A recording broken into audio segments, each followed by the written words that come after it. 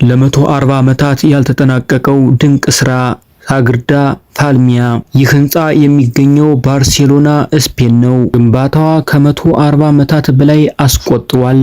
አዎ ከ140 ዓመታት በላይ። ግን ለምን ይህን ያክል ጊዜ ፈጀም? ግንባታው የተጀመረው በ1882 ዓመተ ምህረት ሲሆን ከዓመት በኋላ ደግሞ ታላቅ አርክቴክት አንቶኒ ጋውዲ ፕሮጀክቱን ተረከበም።